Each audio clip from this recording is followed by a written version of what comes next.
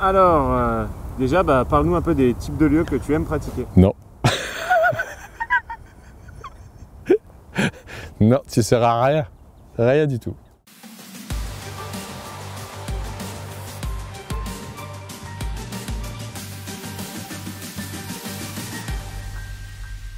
Bienvenue à tous. Dans la minute d'interview, on va parler de comment aborder les grands lacs, comment je les aborde en tout cas. Ici, je suis dans un cadre très sauvage. Je vais vous expliquer un petit peu comment j'aborde la pêche et comment je la prépare aussi en amont lorsque j'arrive sur un lieu tel que celui-là. Donc effectivement, alors moi j'aime pratiquer différentes eaux, on va dire.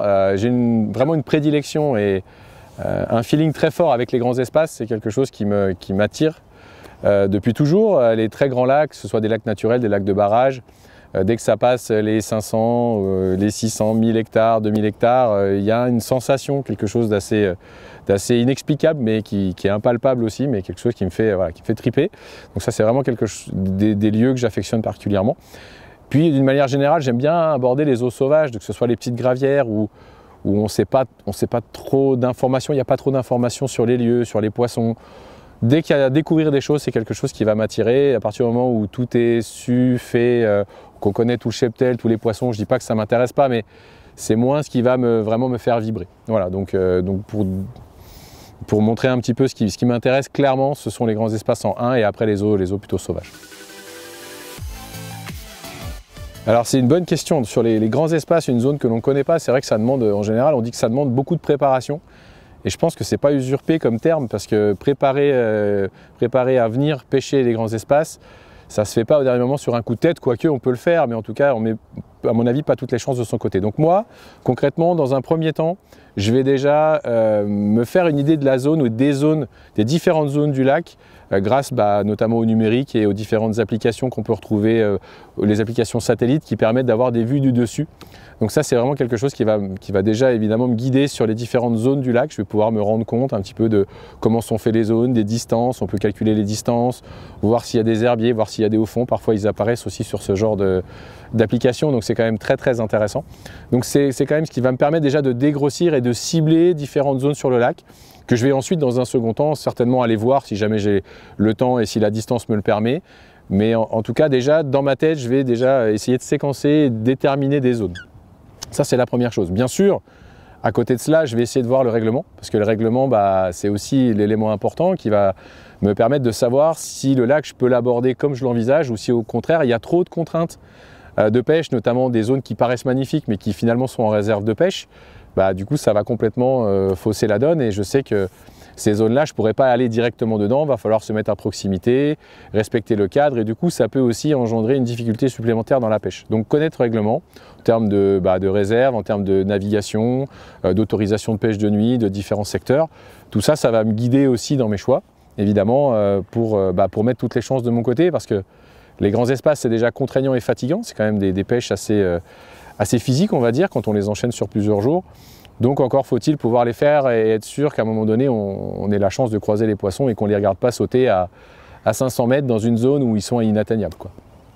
Donc ça, c'est le deuxième point. Et puis après, évidemment, rien ne vaut d'aller sur les lieux et de se rendre compte par soi-même. Parce que selon l'époque, selon la saison, selon la hauteur d'eau, selon la fréquentation, selon la température de l'eau, les nuisibles, il y a tellement d'éléments qui vont rentrer dans l'équation qu'il faut aller pêcher, il faut aller sonder, il faut aller prospecter.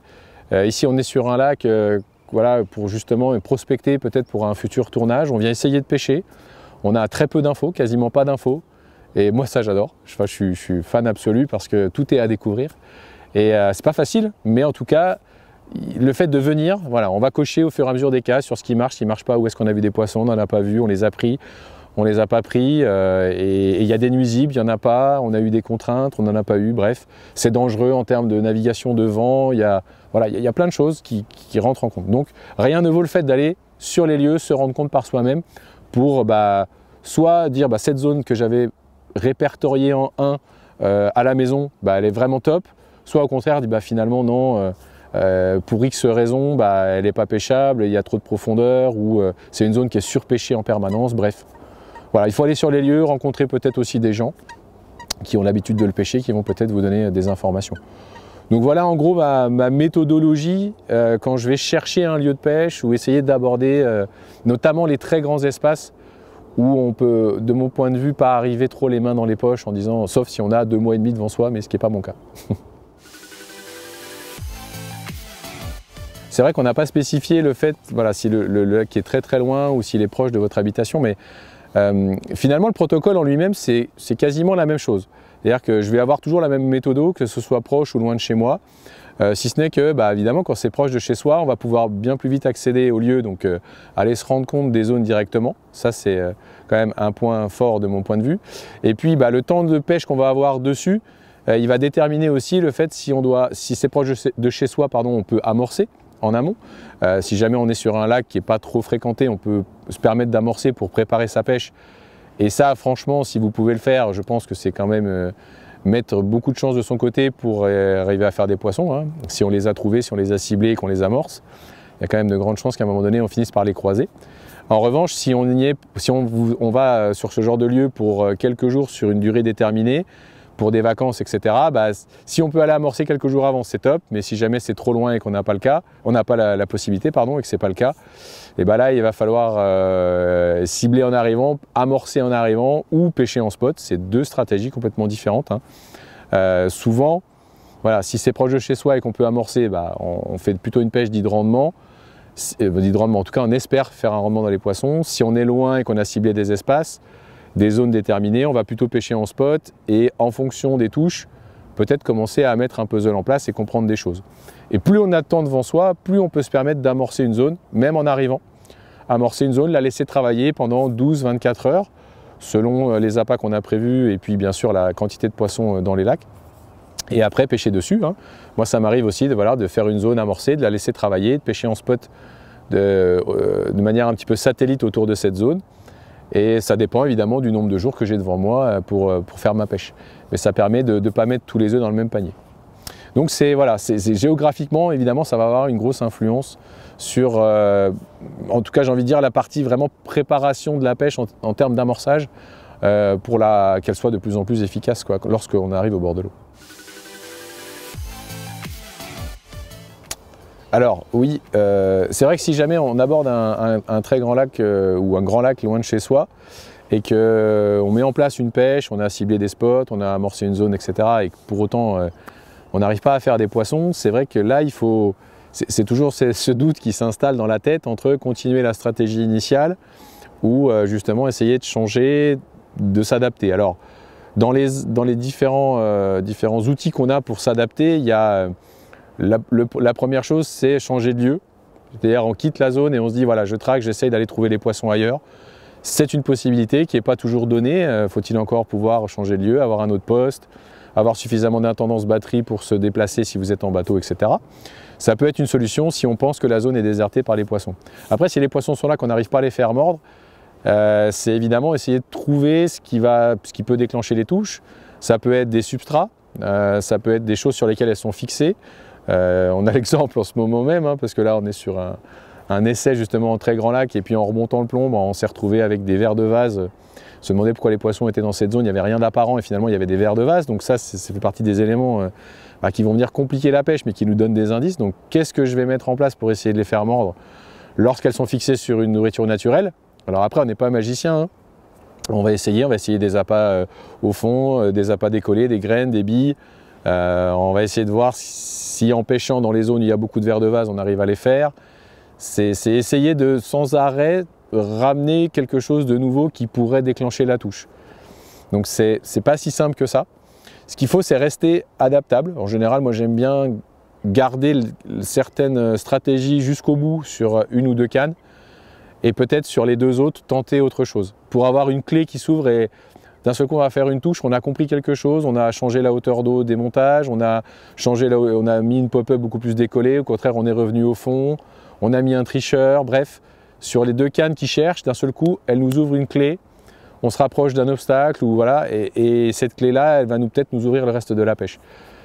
En tout cas, en général, les grands lacs, c'est l'école de la patience pour moi, je trouve. Ça remet les choses les deux pieds sur terre et même les plus furieux que j'ai pu rencontrer à un moment donné, ça rend humble ces grands espaces, de mon point de vue. parce que les conditions peuvent s'y déchaîner, parce qu'on peut y passer des capots et prendre des capots mémorables et apprendre du coup. Et rester malléable, prendre le temps, rester aussi les yeux ouverts et regarder ce qui se passe et toujours chercher. Voilà, il faut que ça reste un plaisir, il faut trouver la limite entre le plaisir d'aller à la pêche évidemment et la possibilité de faire des poissons. Mais rester adaptable, c'est pas si facile que ça. Puis tout le monde a pris des capots, moi j'en ai pris en très grands espaces, en ayant essayé et en ayant la sensation d'avoir essayé plein de choses pour m'adapter, mais pour autant ça n'a pas réussi. Et à d'autres moments, au contraire, ça m'a très bien réussi. Bah alors un conseil à donner, effectivement c'est des espaces qui sont magnifiques, sur lesquels il peut se passer des moments magiques comme des moments difficiles, surtout sur les sessions qui sont longues. Mais le conseil c'est vraiment d'essayer de toujours rester actif, dynamique et actif dans sa pêche, même si, parce que je le sais, je l'ai vécu, tous les pêcheurs de Grand Lac vous le diront, on oscille en termes d'émotion, il y a des moments où on est très fatigué, les conditions sont très dures. C'est compliqué de continuer sa pêche parce que la fatigue est présente, parce qu'on ne trouve pas, on n'arrive pas à faire les poissons, on a de la malchance. Et du coup, par moment, il faut savoir peut-être prendre une heure, aller dormir, boire un café, se réchauffer pour repartir de nouveau et être de nouveau actif. Vouloir lutter en permanence contre les éléments, il y a un moment donné, on se retrouve de moins en moins efficace. Donc voilà, rester actif, c'est aussi savoir s'économiser sur des temps, récupérer, bien manger, se réchauffer et repartir pour aborder les espaces et reprendre de la motivation. Et c'est aussi souvent des espaces qui s'abordent en binôme. Et c'est vrai qu'être en binôme sur ces grands espaces, c'est quelque chose d'intéressant parce qu'il y a toujours un binôme qui est là pour remotiver l'autre quand l'un est un petit peu en perte de motivation et l'autre est là pour justement redonner un petit peu de motivation ou prendre le relais. Et c'est vraiment des espaces qui sont intéressants à aborder à deux pour toujours avoir une dynamique qui s'instaure.